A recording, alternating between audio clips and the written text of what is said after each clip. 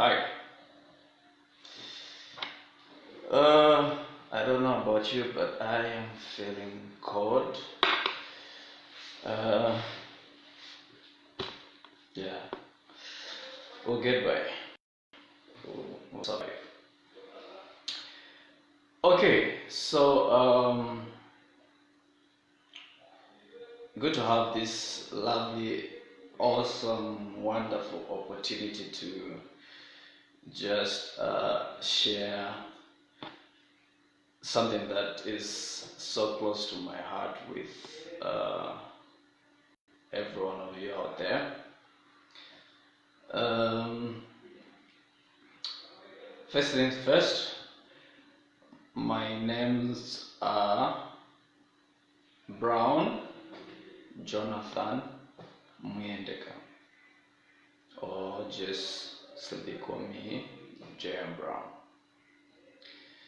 I happen to be the founder of Gospel Showbiz by God's grace, and I have an amazing team of youths that are full of the Spirit of God, youths that are vibrant, youths with a purpose, youths with a vision, youths that are on fire for Christ. And yeah, we're looking forward to more of what God has in store for us. So today I just thought of well, this is my first time going live. Yeah, but let's do this. Hope for an orphan out there. Who is an orphan? An orphan is, in a very simple definition, is actually someone who has lost both parents. But my interest today is looking at it from a biblical perspective. So I consulted the Hebrew dictionary for what the word orphan means, and the Hebrew and of course Greek. So the Greek word for orphan means orphanos, and the Hebrew word for orphan means yotham. Is it yotham or yatham, whatever the pronunciation is? But these two words actually do mean the same, which is without a father, without a guide, without a teacher.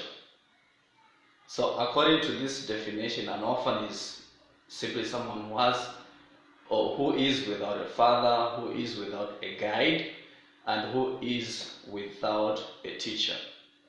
So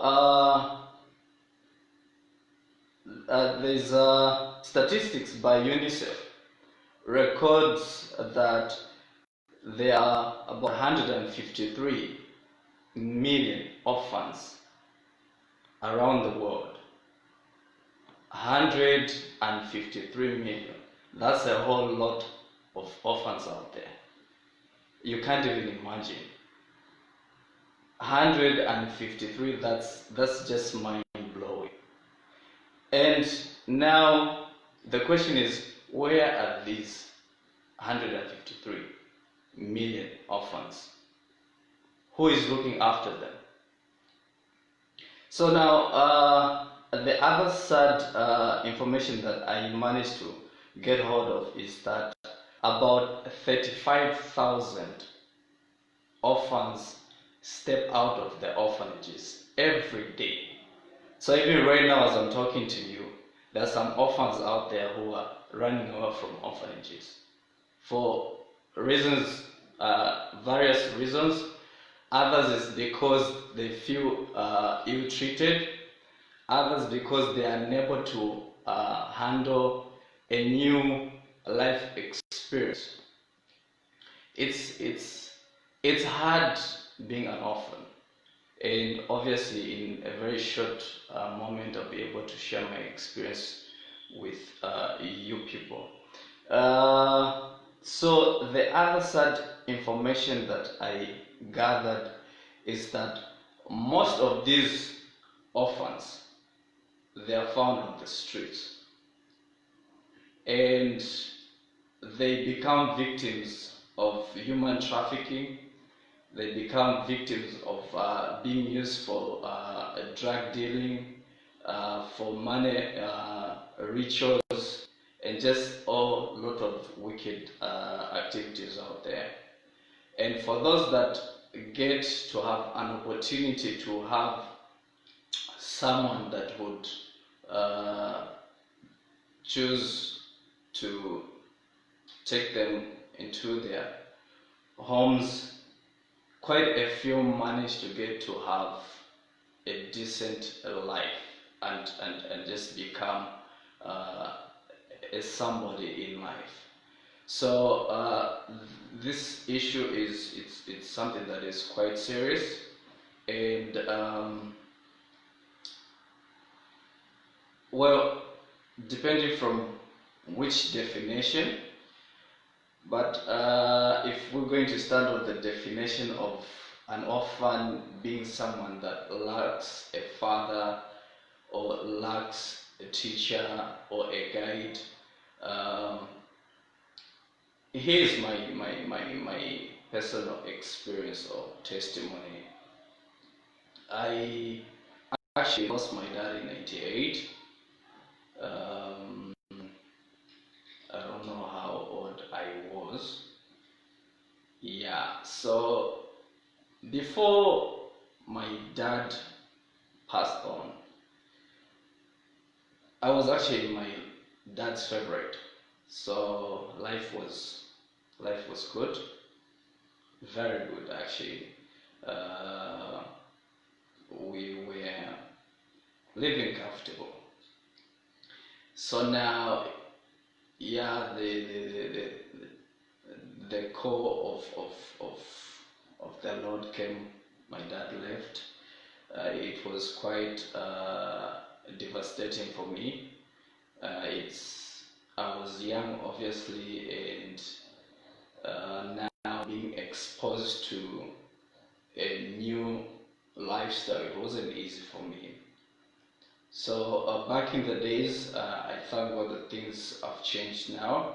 But back in the days, there was what was called property grabbing. Yeah. So well, if you are a relative of mine and you are part of this, please accept my apologies. But this is just me talking about things that happened. Yeah. So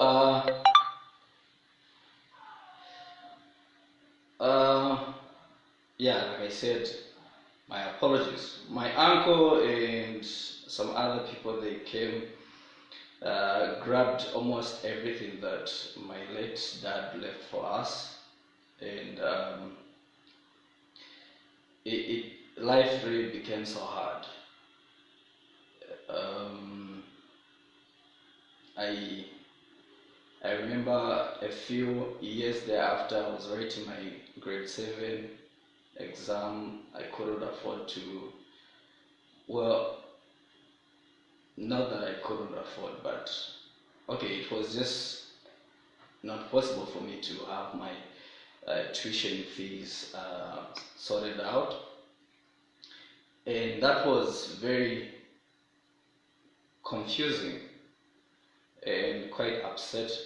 I was so upset because I knew that my dad left quite enough for me to live on and to live by, and now being able to see other people enjoying having a good life out of the labor of my late dad, it was something that didn't settle well with me. And thank God, by His grace and His mercies, I managed to write my grade 7 exam. I passed grade 8, uh, grade 9. Grade 9, I was hit again by a financial crisis, and I remember I was staying with my elder sister was already married. My elder brother was in university, and I was actually raised by a stepmom who, uh, during the time when my father was still alive, she was everything was all good. Everything was all good, and things turned upside down when we were joined by two of our nieces. Uh, so instead of her paying for my school, she started paying for her two nieces, and that really just got me all crazy. And I remember at some point, uh, I started, like, I did something crazy wrong because of the frustration and the bitterness that I had in my heart. So I remember there was a point when I had a fight with my elder brother, who at that moment was actually my stepmom's favorite. Well, my my brother is actually, he's a cool guy. He's just this lovable person. Yeah, but I felt more like I was being ignored, and so I was supposed to report for school on a Monday, and on a Sunday, so my elder brother was just trying to question me over my uniform, like, what were you? You didn't prepare for school. So because I was bitter and I felt like he was living better than I was, because he was in university and he was our stepmom's favorite, so I felt like he was enjoying life. So I became so rude, and so he started beating me. Uh, well, uh, I also started, like, we got into a fight, so we started fighting, and it didn't end well. Excuse me. It didn't end well. I went outside, started breaking windows. Like, I was just this lost boy that was full of bitterness, anger, resentment. I was just in my own world. And from that time, I left home. I had a friend of mine who I joined with, and we started just living life like wherever the wind blows us. So I remember I ended up making uh, nightclubs as my home. And because I was so bitter and I was also not safe, because I never used to engage myself into drug activities. I never used to drink, I never used to smoke. So to me, spending nights in nightclubs was just trying to survive, trying to find a roof over my head. But on the other side, my friend was actually just from a very fairly well-to-do home. So to him, it was just having fun away from home. But for me, it was like, this nightclub is my home. And a funny experience was that I remember of a time when I actually slept on a very big speaker. Like, it's in a nightclub, people are dancing and they are drinking, others are fighting, and there I was sleeping and I was just enjoying my sleep. Like, okay, in a nightclub. Yeah, but that was my life then. And I remember I used to move around with a knife. And I thank God that despite moving with a knife, I never engaged myself into a fight because I was ready to kill. I was just so messed up. I was ready to kill. I was ready to do whatever, and so my life went on and on just like that. Now, before I continue talking about my my personal experience living as an orphan, uh, there's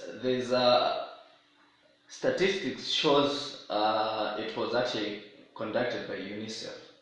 It shows that most of these orphans that are out there on the streets, most of them become uh, gang leaders, and these become very dangerous. And I was thinking when I was actually just going through these records, I was thinking, say, okay, this makes sense. Because there was also a time when I was just thinking, maybe there's no need for me in doing good to people. I can just become whoever, whatever I want, and just, because it's like people, and no one cares about me, people are not showing me love, and so the best thing to do is just for me to just become hardcore. Yeah, but God in his own amazing and ways that we just can't be able to comprehend. I remember I actually lived with different people in different homes, friends, people that I never thought could help came to my aid. And the first home that I lived in was there was this man who was just the neighbor to one of my friends, Mr. Chola Franco, quite an amazing person. So this man took me in, and we started living together with his colleague. And from there, I started getting back in track. And from him, I remember also I stayed with another person, Jimmy, Mr. Jimmy. What's the surname? Mr. Jimmy. I hope I remember the surname because it's very important. These are people that I believe God used in my life, and I feel if it weren't for these people, I wouldn't even be right here sharing my personal testimony. So from different homes, and I had to be on my best behavior because I knew that these are not my relatives, and I have no blood connection with them, so I have to be on my best behavior. And year in, year out went by. All I would just hear was, oh, your mother bought this, or your mother, she's actually building a lodge using your late dad's money. So, well, I was young, I couldn't do anything about it. But then I remember over time when I, I went to uh, NAPSA, is it NAPSA? Pension Scheme Authority. So I went there, and I remember the first time when I just got in, this lady looked at me and said, can I help you? And I was like, yes, I'm here just to make an inquiry. So she was like, oh, okay, how can I help you? So I narrated my story.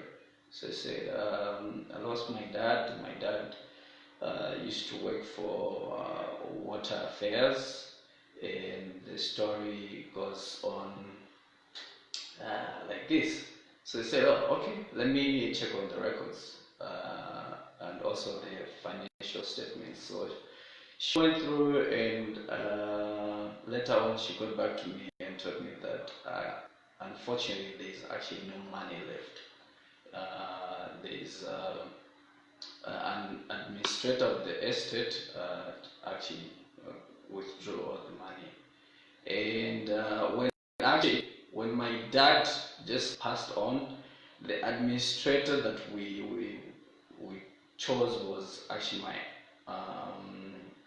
my uncle, and then he also didn't do a good job, so we had to put our late sorry our stepmother, who also now like became a double waste of my uncle.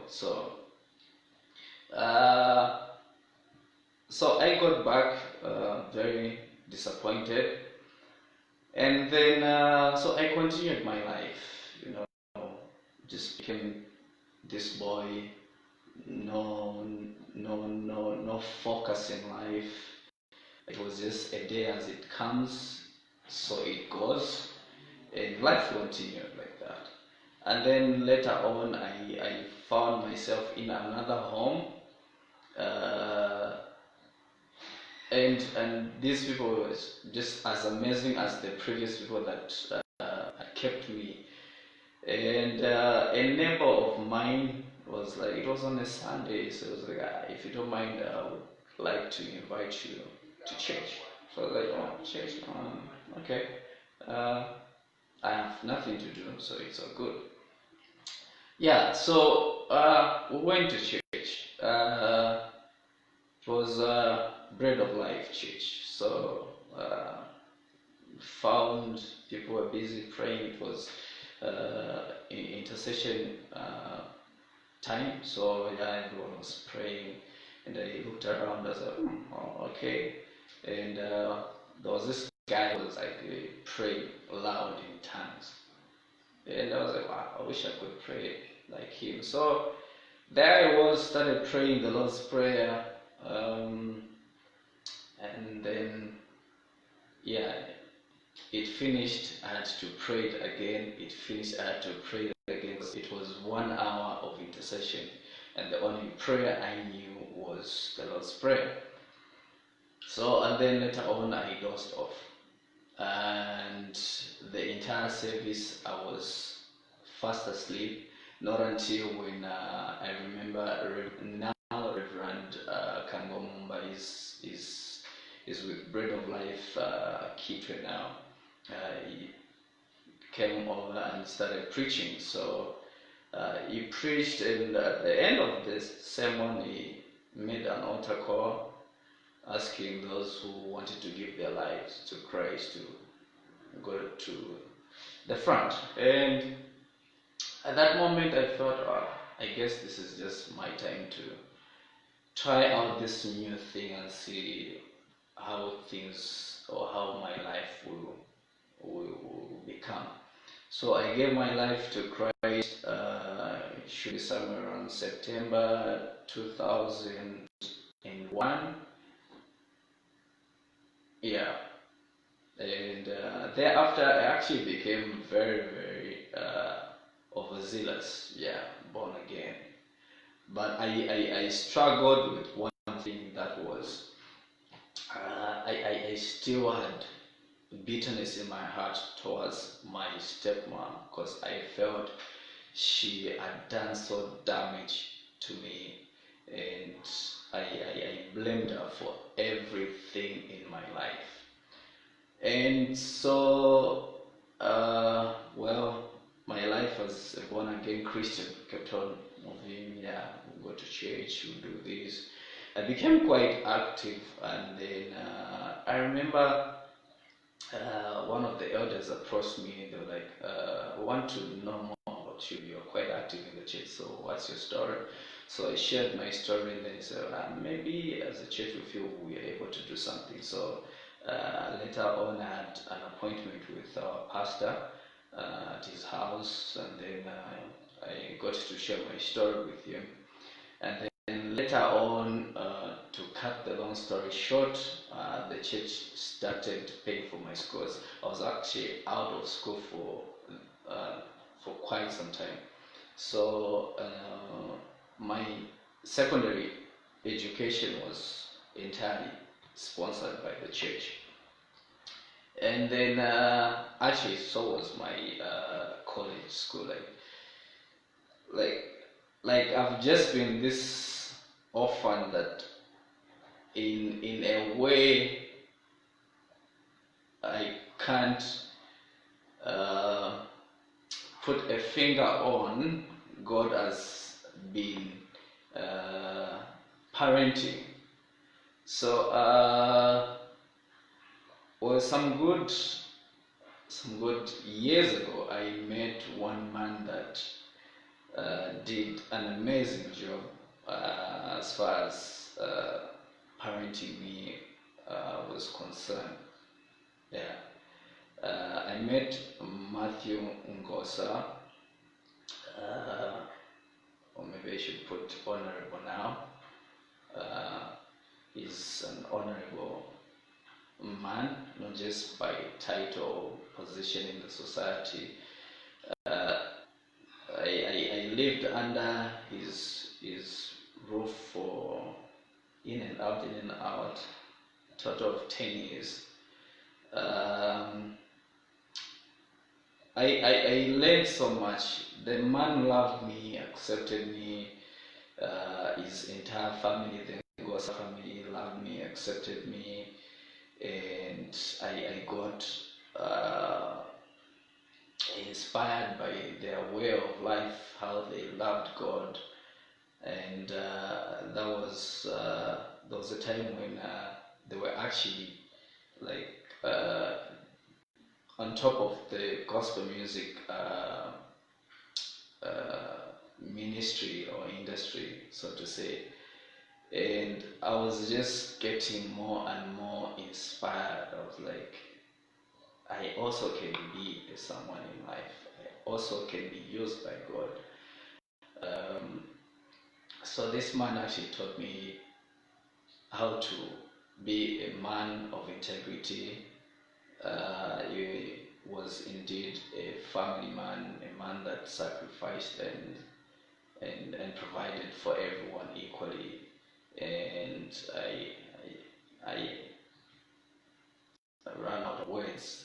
I'm so grateful for Mr. Matthews Ngosa's life, and I pray that may more of him be able to be available to so many orphans out there. So I'm not going to finish my testimony because my time is almost up.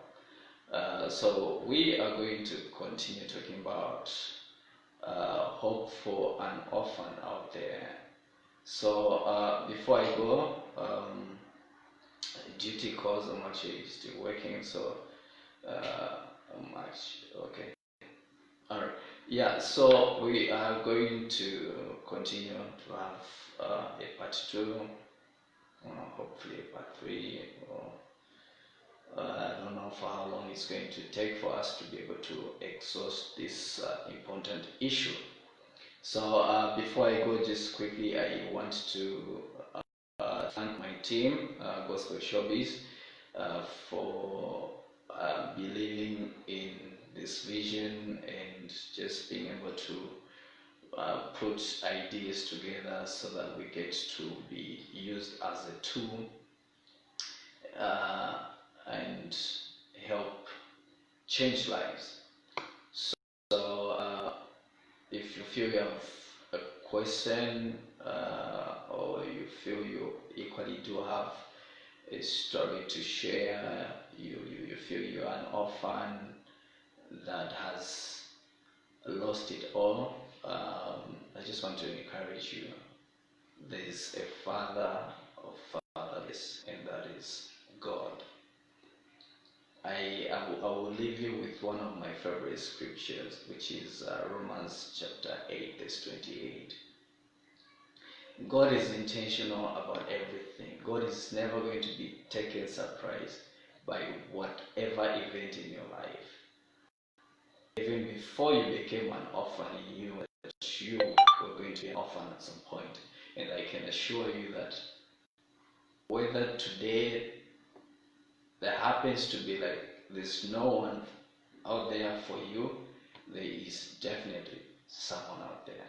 In due time, God is going to just connect you with that person that will push you into what God has called you to be. So stay hopeful, have faith, believe in yourself.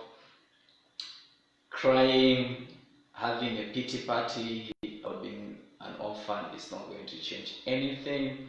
There are orphans out there who have made it in life. They are billionaires, they are millionaires, they have it all. And if God did it for them, He's going to definitely do it for you, because He's a God that shows no partiality. So, and also on the other hand, there are people that do have parents, but their lives are a mess. So just because you lost your dad, you lost your mom, or you lost both parents, doesn't mean that there's no hope for you. So let's continue getting interactive, and from wherever you're watching this from, just know that God loves you, and being an orphan, it's not something that you need to feel bad about, because there is a Father who will never ever fail you, and that is God. Our earthly parents can fail us, they can leave us, they can they can what's that word again? Okay, that word has gone. But God will always be there by your side. There's a reason why you're still alive. Despite being an orphan, there's hope for you. So hang in there and know that God will cause all things to work together for you. So stay blessed, and see you next time. This has been J.M. Brown, and thank you so much for watching.